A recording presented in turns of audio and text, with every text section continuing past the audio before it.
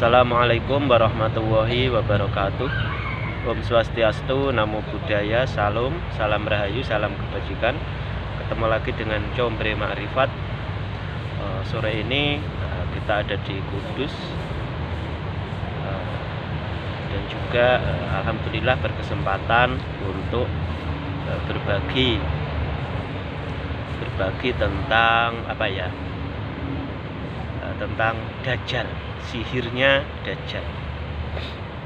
Jadi gini, kalau dulu waktu kita kecil kita sering mendengarkan cerita-cerita dongeng dari ustadz atau dari orang tua bahwa nantinya pada akhir zaman itu akan muncul yang namanya Dajjal, yang digambarkan sosoknya itu ia bermata satu, berambut keriting, kemudian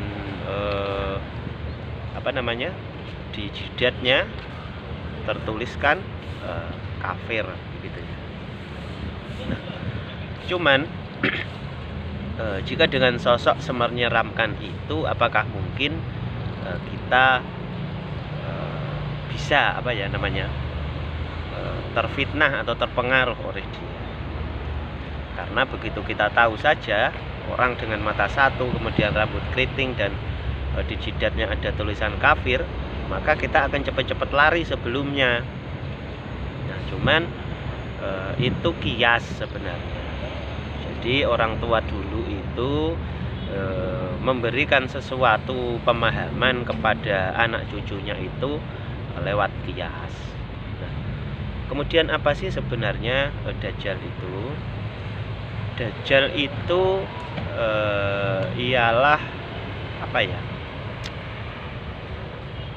kalau sekarang itu wujudnya tetap manusia, karena orang yang bisa berinteraksi dengan kita para manusia adalah manusia juga. Namun ketika ia digambarkan bermata satu, itu berarti dia memandang sesuatu, maksudnya Dajjal itu memandang sesuatu itu dari satu sisi, satu sudut pandang. Nah, kemudian apa yang dipandang oleh si Dajjal ini sehingga nantinya kita bisa terkena atau terpengaruh oleh fitnahnya, yakni kalau secara di dalam agama itu kan kita beragama itu kan adanya hubungan vertikal antara kita dengan Tuhan, kemudian hubungan horizontal yang kita namakan syariat, yakni hubungan di sesama yang levelnya horizontal. Nah, kemudian si Dajjal ini nantinya akan meyakinkan, mengarahkan, memberikan pemahaman bahwa yang paling penting itu kita bersyariat. Syariat saja, tidak ada itu kita nantinya akan, sehingga wujudnya kan gini, saat ini orang sudah tidak lagi belajar tentang hakikat, orang tidak lagi belajar tentang makrifat. Orang sholat pun sekedar untuk menggugurkan kewajiban. Dan ini fakta. Saya mendengar cerita ini atau istilah semacam ini itu dari banyak orang, dari teman-teman saya, banyak kenalan juga yang mengatakan bahwa yang penting itu sholat, yang penting kewajiban kita gugur, masalah diterima atau tidak itu urusan Tuhan, bilangnya gitu. Nah, kan aneh ketika kita tahu bahwa sholat kita itu tidak nyambung, atau masih istilahnya masih meraba-raba, masih kira-kira, mungkin diterima mungkin enggak. Masa iya pekerjaan semacam itu terus kita lanjutkan terus? Kan enggak. Cuman pemahaman semacam itulah, itu berarti dengan orang yang punya pemahaman semacam itu, orang tersebut sudah terkena sihir Dajjal, karena ia memandang sesuatu hanya dari satu sisi, sementara Tuhan itu ia di Maliki Yaumiddin. Jadi ibadah yang sebenarnya itu vertikal, hubungan antara manusia dengan Tuhan. Nah, kemudian bagaimana syariat kita yang selama ini kita jalankan, apakah gimana ya, apakah itu sudah sesuai atau enggak. Nah, itu harus disesuaikan ketika kita paham dengan hakikat, paham dengan esensi, paham dengan isi, maka cara untuk meraih atau memperoleh isi lah, itulah yang disebut dengan syariat. Nah, makanya dan orang nantinya yang bisa mengalahkan Dajjal itu adalah Isa Al-Masih, yang sama-sama bergelar Al-Masih. Al-Masih itu maksudnya pembaptis, sang pembaptis.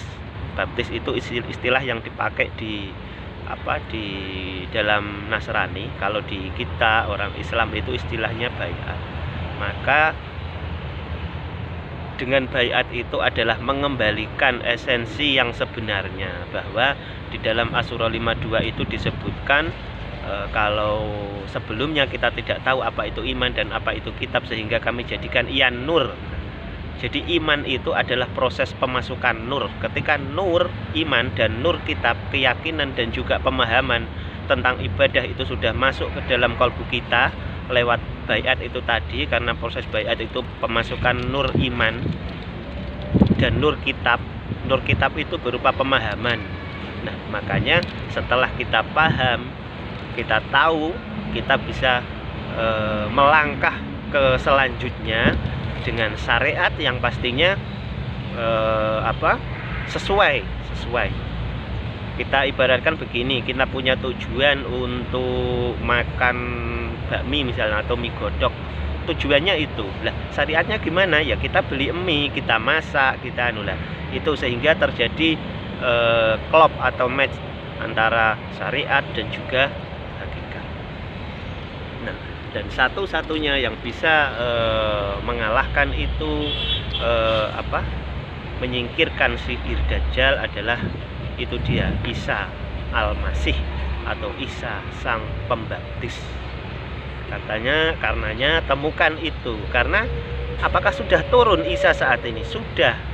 Karena Dajjal sudah ada, fitnah Dajjal sudah merajalela. Jadi Isa Al-Masih pastinya sudah hadir di tengah-tengah kita.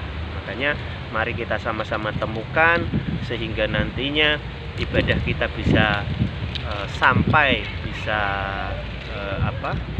usul sampai kehadirat Allah Subhanahu wa taala, sehingga nantinya di dalam surat Al-Kafirun ya, yang fawailul lil musallin, itu kita tidak akan